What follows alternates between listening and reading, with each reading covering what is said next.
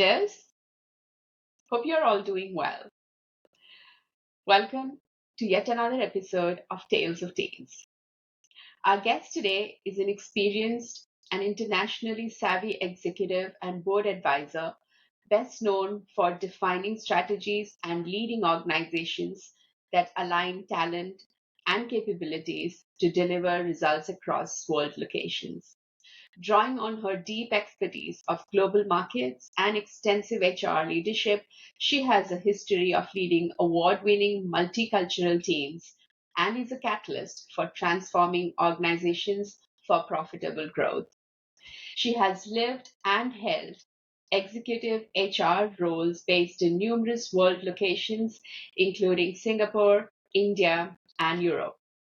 She has extensive experience working in global markets, leading teams, and developing human capital strategies across the United States, China, North, Southeast Asia, India, Latin America, and Europe. On the personal front, she lives in Minneapolis with her husband Timothy, four children, Kaylin, Lindsay, Timothy, and Sydney. She enjoys interior decorations and starting to enjoy art, both performing arts and visual arts. She's also taken to garden lately. Currently, the CHRO of Bio-Techne Corporation, Minneapolis. Please welcome Cheryl Bethune.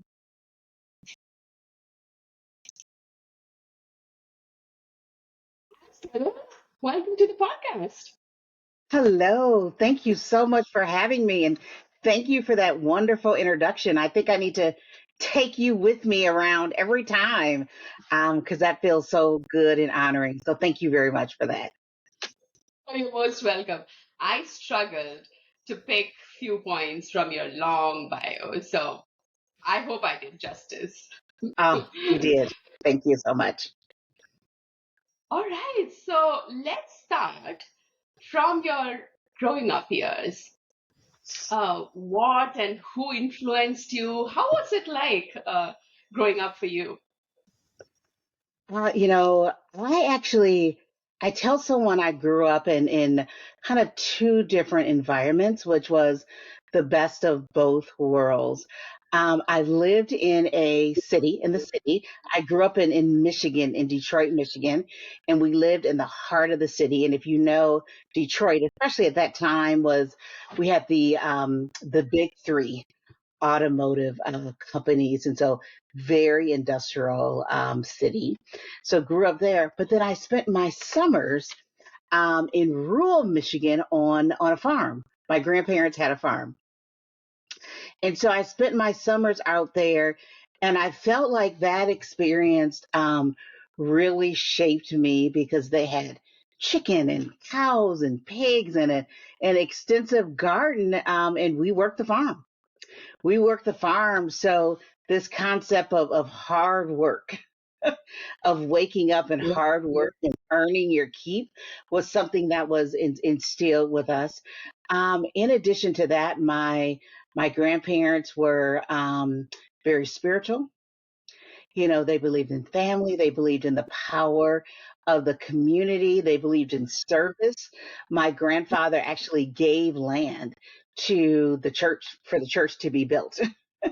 So he actually donated that land. And it was, as a grandchild, it was our responsibility to go in every Saturday for 4 hours and clean the church and get it ready for service on that Sunday. And that's just what we provided to the community. So this idea again of hard work, of high integrity, of giving back was instilled in an early age. And then back in the city, um, I grew up with my mother's family was primarily there, and I have 13 cousins on that Wow. side, and we are all plus or minus 2 or 3 years from each other. So we Wow. really grew up together, and we did a lot together. It was funny growing up. I didn't have to invite friends to my birthday parties because I had so many cousins that were all there. And so you learned how to um, compromise. You learned Yeah. how to get along with others. You learned how to influence. I was actually on the younger side of the cousins. So you learned how to influence, how to get your voice heard, with this larger group. So I didn't realize it at the time that I was building those skills or those muscles, but I do think that both of those experiences just had an impact on who I am. That's amazing. And you don't realize you're right, but how things influence you and what shapes you as you're growing up, right? I remember of course, I didn't grow up with my cousins, but on my summer vacation, we would visit our grandparents and really live with the cousins. And there was Yeah. so much of dynamics even at that age, right? Like you get along with some, you don't get along with some, and how do you manage that uh, without hurting people? I think it makes a lot of uh, influence on your personality as you develop. You're so right. No, what I was saying was that it was at a time where, um, you always were going to be together. So it was not an option for someone to leave Yes. or to not be there. And so that was the boundary. That was the constraint that we're going to be together. We're going to be like we think about ourselves now. This is the team. I Right. tell you, most of Yes. us who go into organizations, we don't go into green fields and get to build our own teams from scratch. You go into an organization that already exists. You go Yeah. into a team that already exists, right? And so that's that. And so it's like you have to figure out how to make an impact, how to influence, within that group. Now, sure, always as things go on, sometimes we make different talent choices, etc. But you start out with this is a team. How can I make an impact here? That's true. That's true. And really inspiring is the other side of your story, which is, growing up with your grandparents on the farm, working the farms. It's just amazing. Yeah, I'm not surprised where you've reached, Cheryl. It's really amazing. All right, so I know you studied engineering Yes. and you were working in a plant, multiple plants, I think, and then you decided to move to HR. So how did that happen? Yeah, that's I tell people though, it probably seems more stark than what it is and than what really happened. I started in engineering. I worked in research and development, and then moved over to manufacturing. And I so value the experience more from the problem solving and the critical thinking, as well as a process orientation, right? The idea of you solving problem with you start, with what's the problem you're trying to solve and identify that, then put together a process to arrive at a solution and think about how can you make that sustainable and repeatable. So it really taught me the mechanics of being able to do that I've been able to take with me throughout my entire career.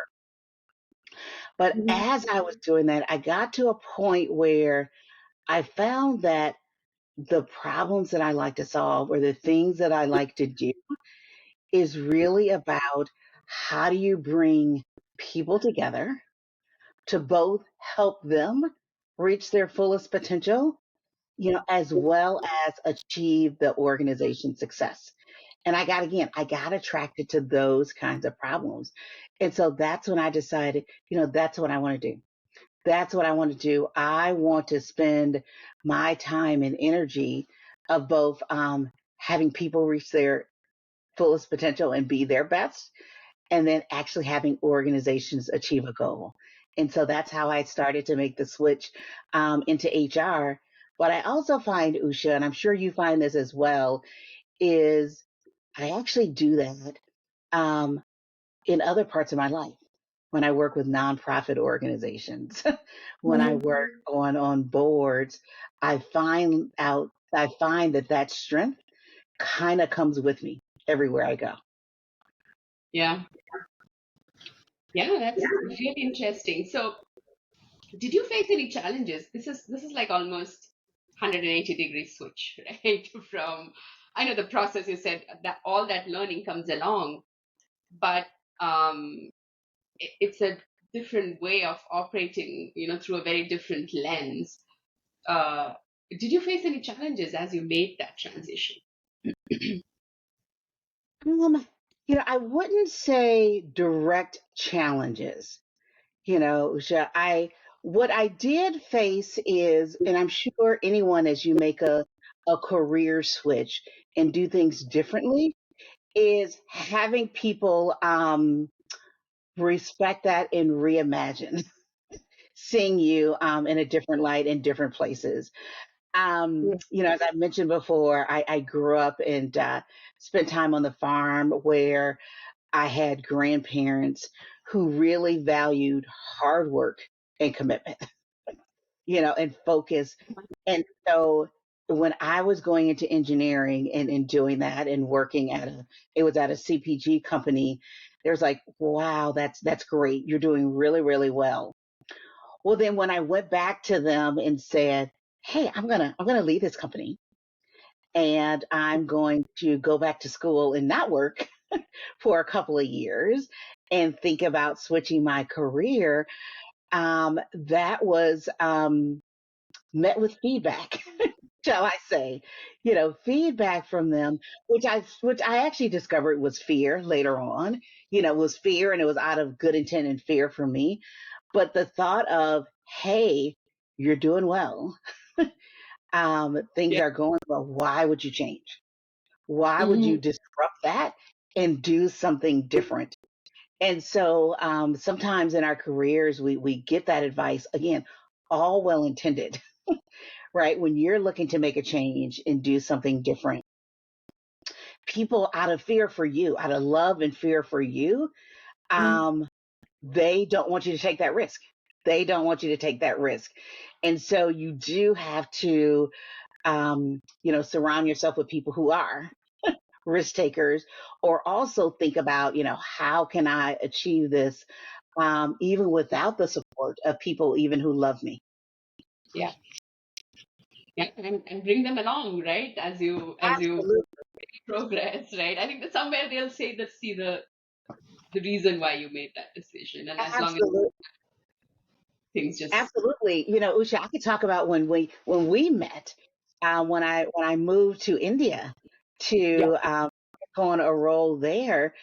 I had several people who did not want me to take that assignment, and Okay. it was because I was going to some place different. I was Hmm. doing something that people were not familiar with. I was not familiar with. And so again, out of love and concern for me, they were like, wow, do you really want to do that? Do you really want to take that risk? Do you really want to move to a different country, a different culture, with young children, be able to do that? And as you know, we decided best experience, one of the pivotal experiences of my career, frankly. But it also was a pivotal experience for my extended family and community Hmm. because it showed them that, you can go and you can live abroad. You can do something different. You can travel around the world and have different experiences. So I have several members of my family, especially my younger cousins and nieces and nephew, who will say if it wasn't for that example, they Yeah. probably would not have expanded, Wow. and got out of their comfort zone and traveled and seen the world or taken an assignment that they thought was going to be hard and difficult in the place they didn't know. They would not have stretched themselves if they had not seen that example. And of course, you don't know at the time of that you're doing it, that people are watching. But as I always tell people, there's someone always watching. They're always watching and they're always learning. Yes, yes, that is so true. Somebody's always watching. I don't realize sometimes that I have made so many career switches into various, like, unrelated areas. And I used to say, my God, what a mess of a career. Sometimes, that, like, you tend to think that you didn't really follow one direction. I jumped around, and and did so many different things. And now people come to me and say, oh my goodness, like what a risk taker. You've done so many things and I'm sure you learned so much from it. So then you just start appreciating what you have done. Now you may have done it for various reasons, right? All of it didn't make sense Right. at that point, but you have enriched yourself, people around you with those experiences. You start appreciating what happened. Absolutely. Absolutely. And you start asking, why not versus why? Yeah, Why not do something? And by the way, sometimes there's reasons not to do, yes, of right? course. But if you Mhm. start with why not versus why, it'll probably expand your thinking and Yeah, it'll expand your choices and your opportunities. very true, very true. So now that you've spoken about all your travel and your roles that you have done outside the US in different countries, one of course was in India, and thank God for that. Well, you're part of my hiring once, so so really glad that we met. But how has been this experience? You spoke about it somewhat. But did you start seeing things in a very different light after those experiences? Absolutely. I did. As I have worked across, whether it's different companies or different business models or different countries, as you know, what really started to happen is a couple of things. One is I learned how to achieve results through others. Okay? Hmm. And I learned you have to be vulnerable and trust others to drive success, especially when you go into environments where you have no expertise. No expertise. Again, I recall my first role in India is I wasn't familiar with the culture. I wasn't familiar with the human capital, the local human capital practices, compensation and benefits, et cetera. So I come for a place where I had enough knowledge where I could figure out how to make the right decision, you Hmm. know, to a role where I alone did not have the expertise to make good decisions. So you have to trust in others. Now you have to start out with helping people understand what are the values, right? And the boundaries Yeah. um, that you need to make good decisions. Um, and then you have to trust others to be able to do that. And so that was one of kind of the key lessons, that I learned. The other lessons I learned, I tell people it's funny. You also learn what may be your opportunities or weaknesses or blind spots. When you get out of your comfort zone, right? I learned that I tended to judge things based on the level of aesthetics, the level of sophistication, so more on style. Hmm. And I didn't realize I did, but more on style.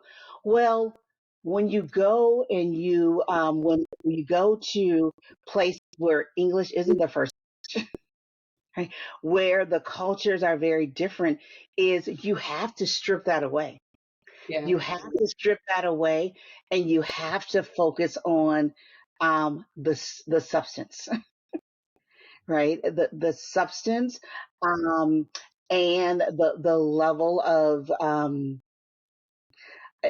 wouldn't say intelligence, but the level of knowledge and the level of problem solving. And it doesn't matter what the PowerPoint looks like, right? Is the data clear? And is it driving to a solution that solves the problem, Yeah. right? You don't look at if all the I's are dotted and or T's, and if this word was transposed, it doesn't matter. Yeah. It doesn't matter. Is, hey, is this a viable solution to a problem that can be executed? Then let's go with it. And you learn to adapt and do that. And it's helpful, like even as I'm coming into my current company, where again I'm in a different industry, different business model. It's to kind of very quickly strip out what I call noise, the noise of the styles, and get to what is the substance and what are we trying to do and what do we drive? What's going to matter the most to for us to be successful, right? And focus on building that. Yeah, yeah, that's true. Yeah. So as you were doing that, did you like get pulled into situations or discussions which weren't, to your point, really focused on the goal, but the noise around it? But like if you could quote an example maybe which was like very, very uh, core to the culture or to that location, and people, the way they were practicing certain things, but you had to sort of work through that, remove the noise, and then get to the core of the problem. Yeah. I think it falls into this camp. It was a book that was written by a Nigerian writer, Hmm. and the book is called "The Danger of a Single Story." Okay. So, danger of the single story, and the kind of the lesson, or my lesson, from the book was, um, if you don't know a culture or a company or a community or a country very well, is you have a single story. You have a single story about them. And by the way, that story may be right. It may be right. It's just not the only story. Right. It's not the only story. And so it was stepping back and helping people realize, and I felt that I had an obligation, to do this as someone who had spent time in other countries and other cultures and had a Hmm. lot of different stories. I didn't have a single story. I had a lot of different stories. I felt that obligated to expressing that and sharing that, in various communities. As you know, I lived in Singapore Hmm. for 4 years and worked across Asia. And sometimes I would come back and be in conversations, and people would have a single point of view about how something was done there. And it wasn't that they were wrong, but the point of view was right. It just wasn't complete. Sure. Yeah. And I felt, okay, yep, that's right. But let me give you a broader context into why that is. Um, Let me tell you a little bit about the history of that Hmm. particular culture, which drives that particular behavior. Right? Let me tell you some of the nuances in how work is done in this particular market, which drives behavior. So let's make this picture a little bit more complete, Hmm. overall. And so it broadens our perspective and it allows us to view the situation differently. It's amazing. Yeah. Yeah. I like the whole concept of a single story. I think I'll go read the book maybe. All Ah, right. Yeah. Thanks for that. And then talking about your leadership journey too, from when you were probably an individual contributor, and then you moved to being more leaders of people. What inspired you to take on that path? It's interesting because I don't know if I actually woke up one day and said, I want to be a leader. I want to be a chief HR officer. I don't know if, well, I do know. I know that I was not that clear, and, early on in my career. And to be honest, Usha, I feel very honored and humbled to be where I am. I feel truly blessed to to be in a position where I can impact lives and impact organizations. You know how I do. I feel it's an honor. I feel it's a privilege. I feel it's also a responsibility. So this little black girl from Detroit. I never dreamed that this is where I would be. Um, Gosh, getting a little choked up here, but it does. It means a lot to me to be able to do this, to be able to provide differentially for my family, my intimate family, and my extended family, and to make a difference in others' lives. So, um, it is. It's a blessing and it's an honor and a privilege to be here. And so while I didn't think that, gosh, yep, Cheryl, you want to be a chief HR officer one day, what I've always felt intended to do is be proactive, and I call it fill the gap. When problems would arise, or there would be things that needed to be solved, I would fill the gap. I would run towards the problem, and proactively do that. And I found that ability um, got people noticed, and people were attracted to this ability to solve problems. I would volunteer for the leadership roles, both proactively or just in a group. I always felt, well, if someone has to pull it together, all right, why not me? Why not me? Cheryl, pull the team together and let's drive towards a goal. And so I found that I always tended to do this, and it was noticed more and more, and people lifted me up and provided me opportunities. And I also tell that to people younger in their career is, no one gets promoted on their own. It is Yeah. someone lifting you up. Someone extending themselves, extending their network, their credibility, right, to give you an opportunity to lead or perform at a differential level. And I'm just grateful for those along the way who saw that skill set in me, and helped to continue to expand and create that at various levels. Well, thanks for mentioning that. I so resonate with that because, and in the previous episode, we were talking about sponsorship and advocacy, that, everybody needs that, no matter who, which level, somebody has to see you, notice you, what you're bringing to the table. And nobody gets promoted doing the same thing. If you want to do things or see differential results, you have to do things in a different manners to be noticed, right? So to your point of being proactive, problem solving always, those are the things that get noticed.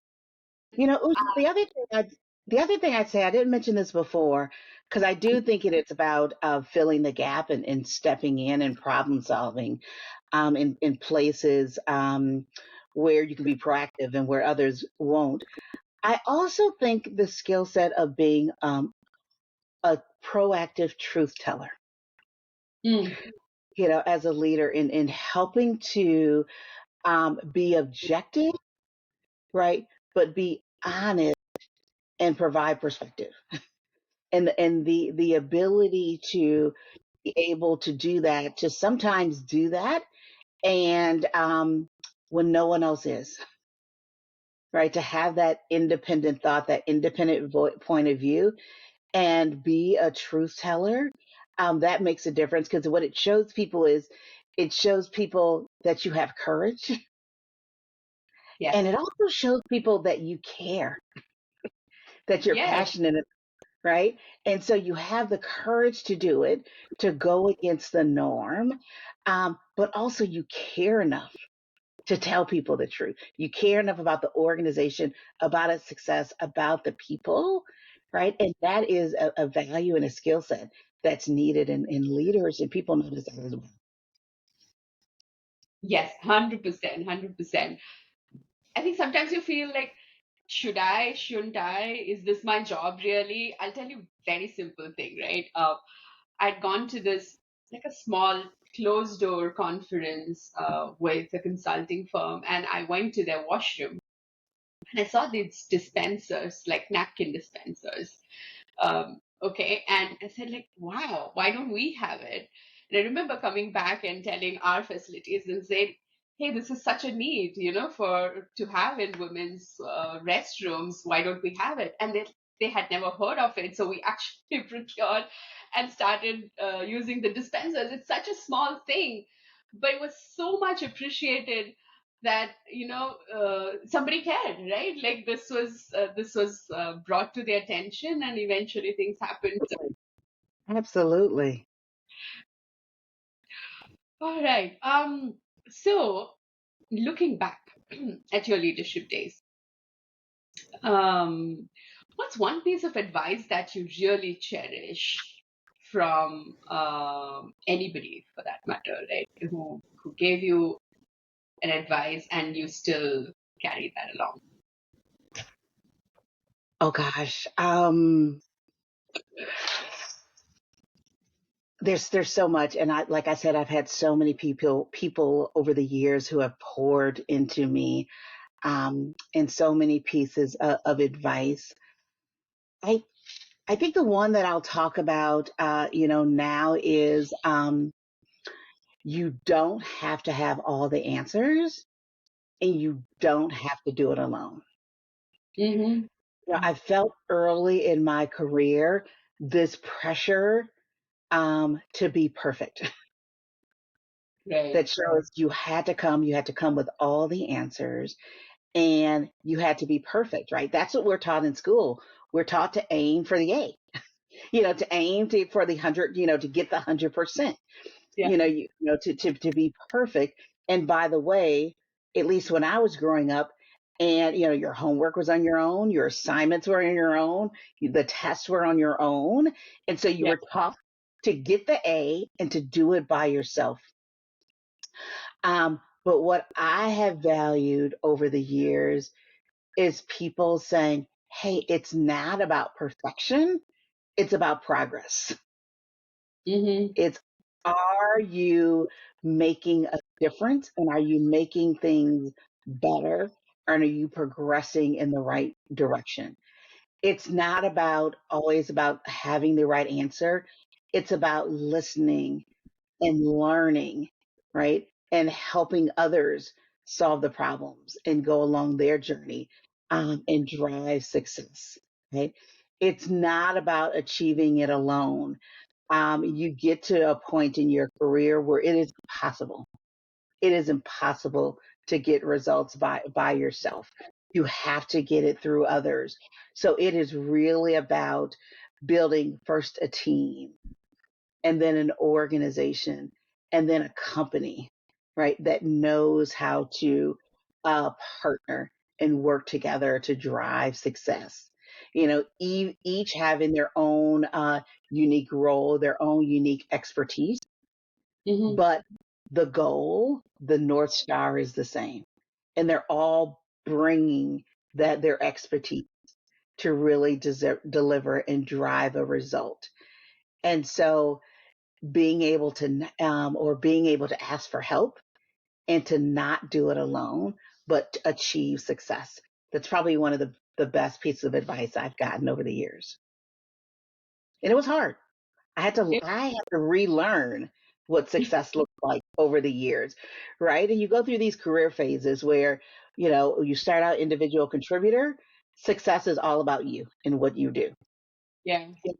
And then you become a leader of a team, and success is about your team. It's about coaching and driving and providing feedback for that team. You expand to an organization, right? Yeah. Success is about creating a vision, and a strategy, and then communicating that down and really removing barriers, to drive success. And then, as you continue to grow up, it's about collaborating outside of your boundaries, and across the company to really drive and develop a strategy and inspire the masses to achieve a goal. And so it changes. So this idea of you are not the one who has all the answers. You're not doing it by yourself. It changes throughout your career phases, but that piece of advice works through each of those phases. Yes, that's true. And especially if you, like, to your point earlier, if you get into a new country, into a completely new role, a completely new organization, I think that's sort of your guiding light, right? You have to work with people and ask for help always. How does that manifest in an individual contributor? Because I think while it is all about you and your performance, but there is still a huge part of working along with the team, right? Do you have any advice there? For individual contributors, I think the advice holds is yes, most individual contributors is you are you are responsible for delivering a result, which is usually a part of a project or a part of a broader goal. But in that, I always tell people is, hey, are you reaching out and getting perspective from others? And especially perspective from others who are most different from you. And most different can be in a very different function, or part of the organization. Most different can be people who just tend to think differently, than you do. So I Yeah. recall as a young engineer, I was working in a production facility, and I had a coworker who we got along really, really well, except for we always had very different perspectives or points of view. Okay. Uh, and I used to actually every time I was doing something or was going to propose a solution or a process, I would go speak to him and I would get his perspective because I knew he was going to look at it very differently. Right? And so he was really, to me, I thought was he is pressure testing my solution. Because here's someone who thinks on the very opposite of the continuum of Yeah. what I do. And so talking to him about it, on the one hand, I could have thought, oh, this is going to be difficult because he's not gonna like what I'm doing, right? But on the other hand, I thought about is, you know what? This is going to be difficult. He's not going to like it. And either he's going to reinforce my thinking and say, yep, I now regret, or he's going to make my solution better because he's going to have a point that says, yes, because that is right. That is very different. I would have never thought of that. Now, how do I integrate that into my solution? So having this diversity of perspective, this diversity of thought, to make sure that you're pressure testing and driving and having a robust solution is important, even if you're not managing people, right? Yeah. Even if you're an individual contributor, is reaching out and broadening yourself and also opening up yourself to provide that to others as well. And Yeah. so that is a form of working together, Yeah. and really building credibility, building relationships across the organization with peers. And it continues to help you as you advance in your career. Yeah. There is an element of being vulnerable there, right? To pressure test your solution or even be open to feedback there. Because I initially, and I don't know if 100% I've overcome that, but there is an element of, especially if you have grown up to be this always excelling kind of a person, and then now to take feedback, it's always that, some bit of your ego comes in the way. Did you like, and you're talking about like back in the engineering days, you were pressure testing your solutions and all that. So did you have to like, did that come naturally to you, or did you have to make an additional effort to go and like seek advice, or be just sharing your thoughts, and maybe somebody really like just dissecting it and calling it out. So how was that easy, or how did you go about So, no, it did not come easy, right? It did not come easy because, again, as we talked about in back when I was in school, it was about you're getting the A. it? You want to be top of the class. You want to be perfect. You want to be right. And so I did. It's something how I had to learn is to be able to reach out and get support and get advice and get coaching from others. It was a learned skill to be able to do that. And I think my best experience in doing that is going into manufacturing in production facilities and working across shifts, Mm-hmm. doing shift work. I will tell you, Usha, it's probably some of the most humbling experience that you have because you quickly learn that um, being right is not good enough.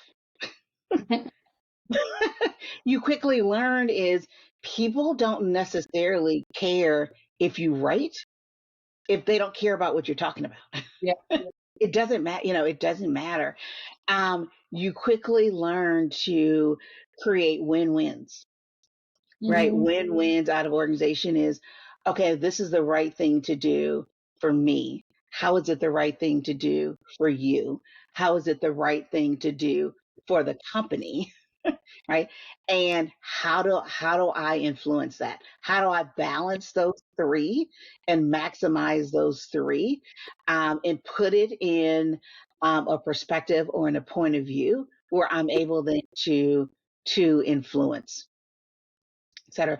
How do I learn again that progress is better than perfection? Mm-hmm. Right. So I did have to learn that skill, over time that I tell it to my son, sometimes he's gonna get mad at me for calling him out. Um, but I always tell him is, do you want to be kind or do you want to be clever? Right? Do you want to be kind or do you want to be clever? And there's sometimes where um, you're right. It's clever. Yep, you know, you have the most accurate way to get from point A to point B. And it's probably right. That is probably the most accurate way to get there. Um, but someone has another way. It's the one that actually uplifts the organization the most. It's the one that builds their credibility, the most. It may be the kindest way to do that. Yeah. So that's okay. That's okay. If it's going to take us an extra 10 minutes to get there, right? But it has so much other value, Mm. um, then let's do that. Yeah. Yeah. Whew. Thanks so much for that. So just switching gears a little bit. Have you ever faced situations where you had to, like, you're such a strong personality as well as a very strong leader. Um, and of course, all the experience, makes you who you are right now. But did you have to really advocate for yourself in a situation which wasn't really going your way?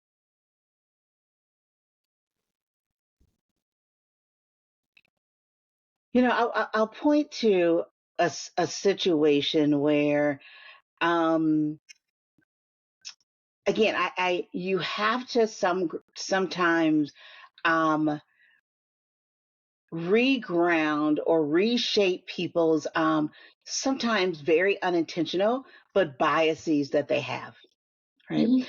And so I am a woman of color in human resources who the profession has evolved over time, but there was a time where it was considered a very administrative function, right? And then, so what I found is I joined this cross functional team. And as people took on not necessarily their professional roles, but their kind of roles that they play on the team, um, people often look to me to say, "Hey, will you take the notes? We're in a meeting. Hey, take the notes for the meeting." Wow. And or gosh, we're going to be meeting over lunch. Who's going to kind of make sure we get the lunches ordered and be able to drive and do things. And at first I said, okay, well, I could take notes. That's not a big deal. And so I would take notes, for the various meetings. And after a while, something in my soul said, gosh, I don't know. This doesn't feel right. This doesn't feel right. And so I had to step back and reflect and say, you know what? This is not actually serving me well. It's not, it is actually reinforcing or creating a stereotype, whether it's my particular function that I'm in, whether it's me being one of the only women on the team and one of the only people of color. Again, I think people unintentionally, because I don't think they were intentionally doing it, but unintentionally, this is just reinforcing a stereotype. And so Hmm. I remember going in one day and saying, hey, I put together a process where we're going to spread the love. Okay. We're going to spread the love. And for each of the meetings, we're going to just rotate the note takers that go around. So everyone's going to get a little bit of love and have their opportunity to take notes and own the administration for the meeting. Hmm. And what I found out was I went in, said it very objectively, unemotionally. So I didn't go in and say, you guys are taking advantage of me. And, I think you guys are stereotyping me or being racist, because that's a judgment, right? That's a judgment and an opinion. And that's not what I needed to do. I just had to reset. I had to reset the organization. And I Yeah. went in very objectively and just said, hey, I thought of a new process of Okay. how we're actually going to share in the responsibility of driving and of driving the notes and administration for the meeting. And we're going to rotate it. So I'm going to do my fair share, and everyone else is going to do their fair share. And here's the process. Any questions? How did it And go? people are like, okay, that's okay. Got it. That's what we'll do. And so it was, and but it took me a while, right? At first, I just assumed the role. I said, all right, someone has to do it, fine. And I actually wasn't just thinking about me, to be honest. I was thinking about how am I impacting those coming behind me, Yeah. right? How am I impacting, again, other women, other people of color, other people within HR? It's like, that's not the expectation I want to set, you know? Hmm. Often when I see women come into various meetings and they don't sit at the center table, they'll sit on the side of the room. They'll go in and automatically sit on the side of the room. And I'll say, nope, pull your chair up. And they'll say, nope, not, oh, there's not enough room around the table. And I was like, oh, okay, let's go down. Let's go down so so-and-so can sit at the table. Because again, those things are very subtle, but they're very subtle cues that just reinforce stereotypes that we have to stop. Yeah. Thanks for doing that. And then how do you stay motivated and continue to grow as a leader? Because every single step that you take, or in the direction of your own growth, challenging stereotypes, putting new processes in place and things like that. It's like there is a sense of achievement, but as you say, uh, there is a long way to go. So how do you keep yourself motivated through the journey? Yeah. I'd say a couple of ways. One is, to this day, I stay true to what I think is um, my calling, or where I add value, and what I contribute to society, and that is helping individuals achieve their fullest potential, and helping organizations achieve success. And if I keep that at the forefront, that is intrinsically motivating to me, in driving and doing that. And what I find is, I find bigger and bigger playing fields to be able to drive that. Is Right. because I also like challenge. So once I feel like I've done it and achieved it at one level, then I start thinking, well, then, okay, what's the next level? It's kind Mhm. of like a video game, right? It's like, okay, I've achieved success. Okay, how do I achieve that on a larger scale? Yeah. Or a broader scope at a different level. And so that ability to want to continue to learn and grow and be successful at higher and higher levels, um, is what keeps me. It's what keeps me going, and keeps me motivated. I also say that I have, I call it, just a great network who supports me. Um, Hmm. First, I would start with my family, and specifically my husband. And no offense to anyone out there, but I literally think I've married the best person on the face of the earth. Um, he's a great father and a great husband, but most importantly, he's just a great person. And so I feel extremely loved and supported in what I do, and my ability to, again, to grow and to move around the world, to different countries, to experiment and move to different companies, right? All those are taking risk, and he allows me the foundation and the safety and the support to be able to do that. Um, I'd say my professional network, and even my friends. I have friends who we've known each other since childhood, and they also support me. And I say in three different groups. I have people who help me. They challenge, they inspire me. I have people who um, hear me, right? They listen, right, and they provide kind of ongoing coaching and mentorship. And I have people who just hug me, who tell me that they love me, and that they're here for me no matter what. And I do Yeah. believe that everyone needs someone in each of those groups. You need people who are helping you, right? Who you can learn from.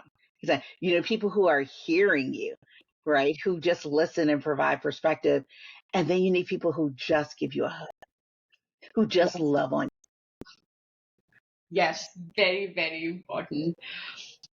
And we've shared so much out there, Cheryl. And yeah, it's so important to have these people in your life who can advise you, hug you, and just sometimes just listen. you. Hmm. But I'm just a thought just came to my mind. Sometimes you have these work friends, right? Who are with you, like you spend maybe 10, 15 years in the organization, and you feel like you're the best of friends, and advisors, and even people who would give you a hug when you need it. And the moment you're out of the organization, you either you fail to keep in touch, and I'm somebody who would always try to keep in touch and reach out, but to a certain point, right? Like, and they're not reciprocating, then obviously, at some point you have to like think about yourself and not hurt yourself and then move on. Uh, is that a is that a problem with the work friends, and then how can you like continue that into outside of work as well, or should you not? Yeah. Um, I'll answer from a different perspective. One is, you're right. As you move on in your career, just by sheer numbers, the people who you've come in contact with, just continues to, grow exponentially. And it's very difficult to have the same kind of relationship, with people again, especially, and I know you've done this as you change companies, as you work across boundaries, in different, different, not just companies, but countries, different parts of the organization. The numbers can grow exponentially. Hmm. Here's what I'd say is, and this is said about, all kind of true friendships. True friendships are not just about the quantity, the number of times that you talk to people. It's really about the quality, the quality of those discussions. It's really about the foundation you have that says, we don't have to talk all the time. But when we do, it's as if we were just talk yesterday. We're able to catch up and pick up right where we left off.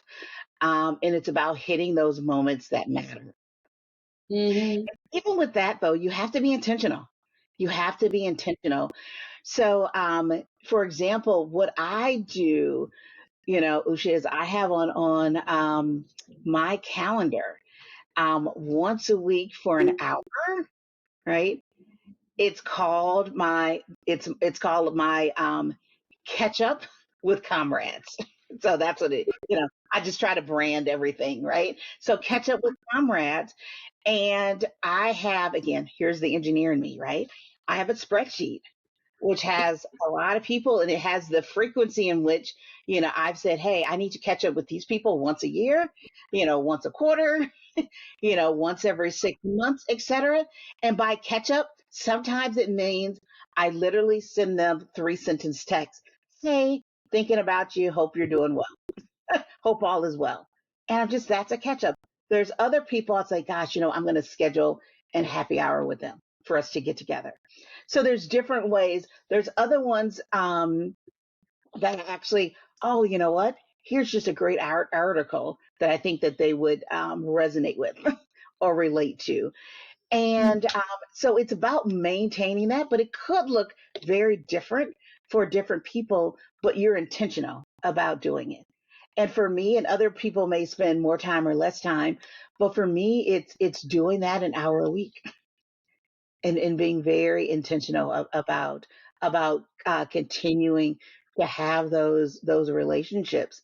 So there are people, for instance, who, when I became a CHRO, um, I hadn't talked to in 4 or 5 years, and but I reached out to them because they were in a role and had been in a similar role long before I had, and we connected and we reconnected and we Okay. caught up. Were extremely supportive, but it was supportive because while I hadn't connected with them one on one in that period of time, you know, I had sent them a quick message on LinkedIn or had liked some of their travels or what they were doing on Facebook. So did in some way maintain a relationship, um, and when it was at a time where I had to either deepen it or actually come in and have more direct communication, it still had that foundation to be able to do that.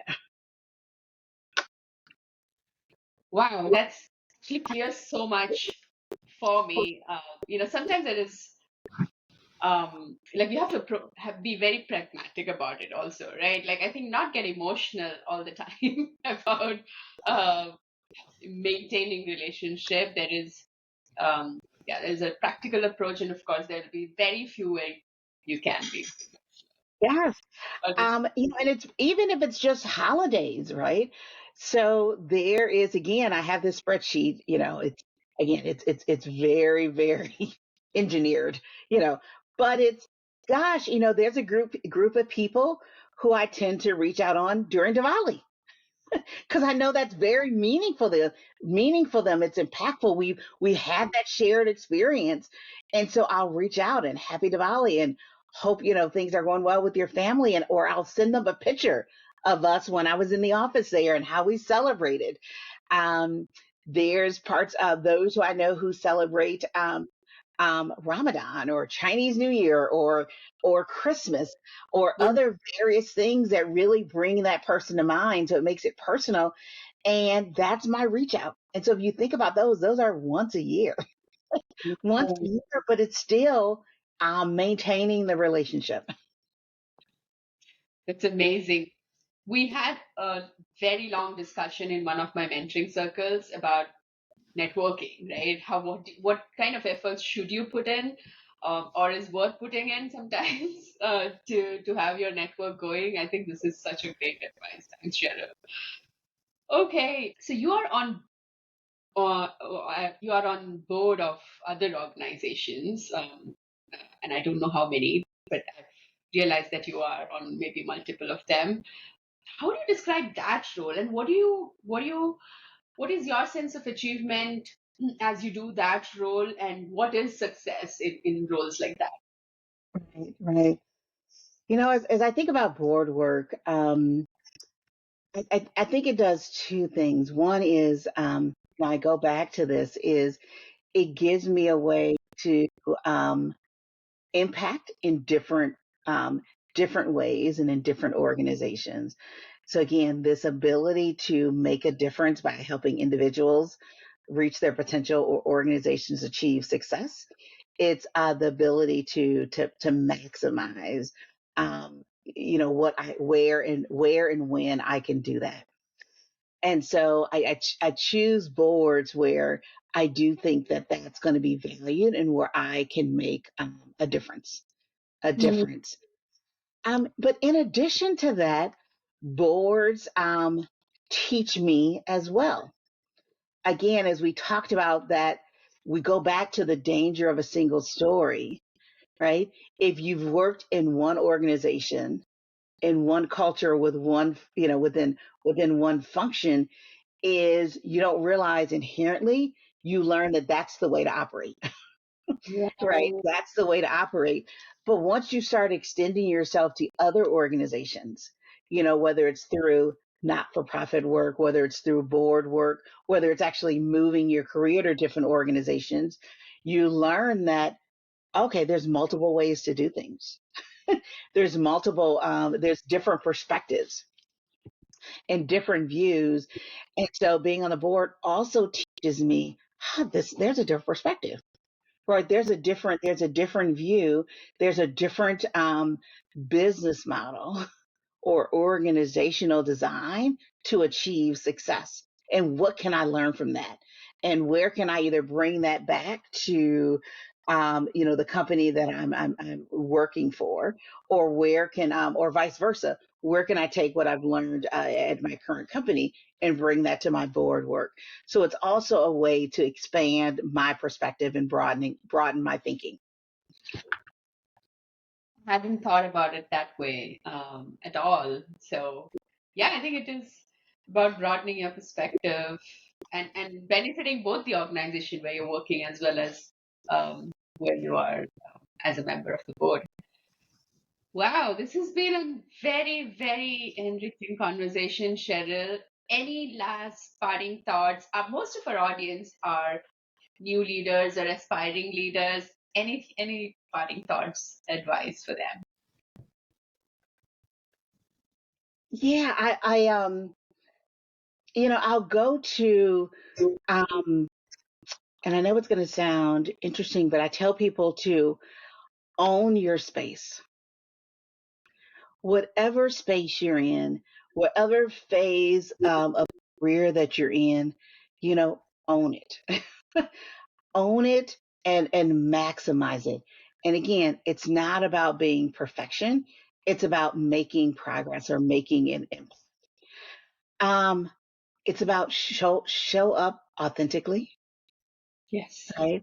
That's probably another key lesson that I've learned is um, be be your best you, but be you, right? Because no one else is going to be better at being you than you.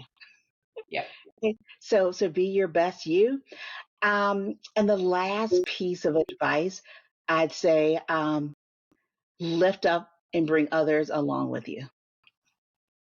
So it really is about what is your legacy and what's the impact that you're going to make during your time here, on Earth, and how do you ensure that you're lifting up society and bringing others along with you. And then the last thing, I guess I will say the last thing. So the final is have fun. You know, really enjoy yourself and have fun. Um, Life is short.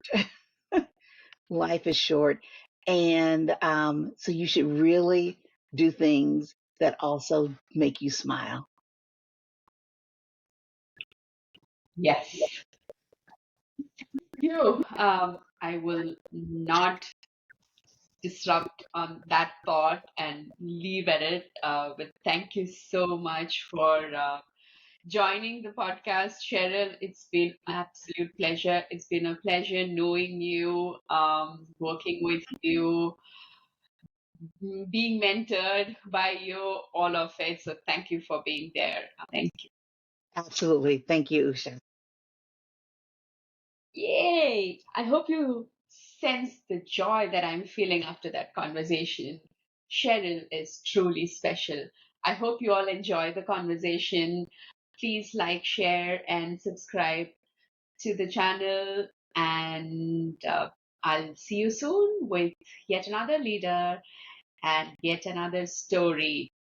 Until then, keep leading.